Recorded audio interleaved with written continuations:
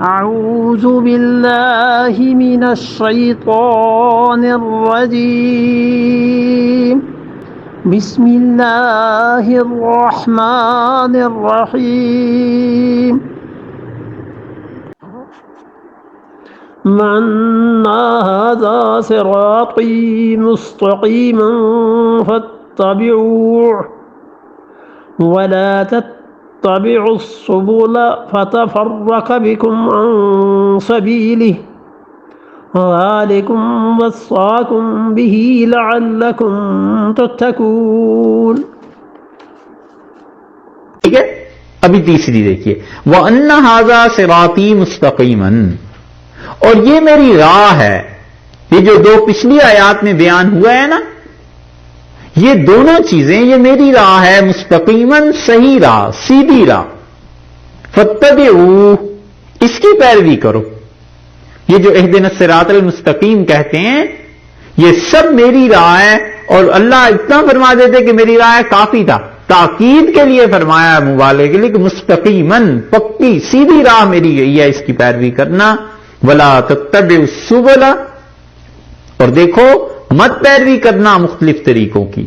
فَتَفَرَّقَ بِكُمْ عَنْ سَبِيلِهِ، وگرنہ کیا ہو جائے گا؟ فَتَفَرَّقَ بِكُمْ عَنْ سَبِيلِهِ، کہ تم کو لوگ صحیح راہ سے ہٹا دیں گے.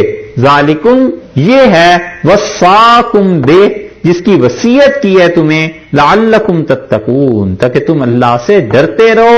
یہ بات تمہیں کہہ دی ہے، 3 بار فرمایا ہے اللہ نے. 151 نمبر آیت میں سب سے پہلے ذالکم وصاکم بہ، یہ کہہ دیا ہے تمہیں ہم نے ایک.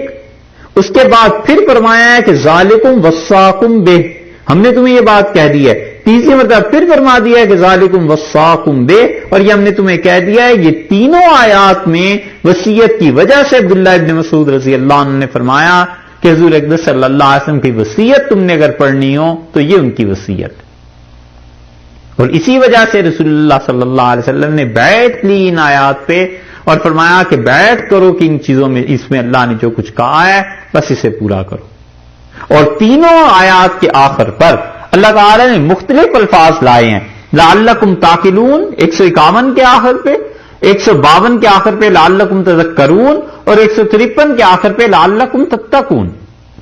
ان تینوں کا تعلق اس سے ہے کہ سب سے پہلے کہہ دیا کہ دیکھو شرک نہیں کرنا، والدین کے ساتھ اس نے سلوک، اپنی اولاد کو قتل نہیں کرنا.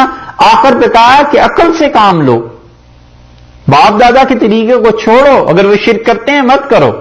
وہ اپنی اولادوں کو زمین میں گاڑتے تھے، زندہ قتل کرتے تھے، تم کیا کرنے چلے ہو؟ یہ باتیں عام طور پر پتہ چل جاتی کہ یہ طریقہ غلط ہے، ہم اپنی اولادوں کو کیوں ماریں.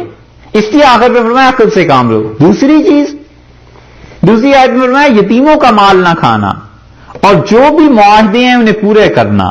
ماپ تول ٹائم کے اعتبار سے ہے، چیزوں کے اعتبار سے ہے، سب چیزیں پوری کرنا، اور انصاف کی باتیں کرنا. یہ ایسی چیزیں ہیں تینوں جو ارشاد فرمائی ہیں چاروں، کہ یہ چیزیں آدمی کرتا تو ہے لیکن کبھی کبھی بھول جاتا ہے، یاد نہیں رہتا. اللہ کو بھی معلوم تھا کہ یاد نہیں رکھیں گے لوگ. انصاف کی بات کرنا، تو اس لیے اللہ تعالی نے کیا کہہ دیا؟ لعلکم تذکرون، یعنی تم لوگ ان چیزوں کے متعلق اگرچہ جانتے ہو تو تم دھیان کرنا. تذکرون کا لفظ فرمایا ہے نا، تو اس کا مطلب یہ ہے کہ سب نہیں لیکن بعض لوگ غفلت کرتے ہیں، تو غفلت کا علاج کیا ہے؟ تذکرہ، یاد کرنا. تو فرمایا یاد رکھا کرو اس بات کو، بھول جاتے ہو مت بھولو.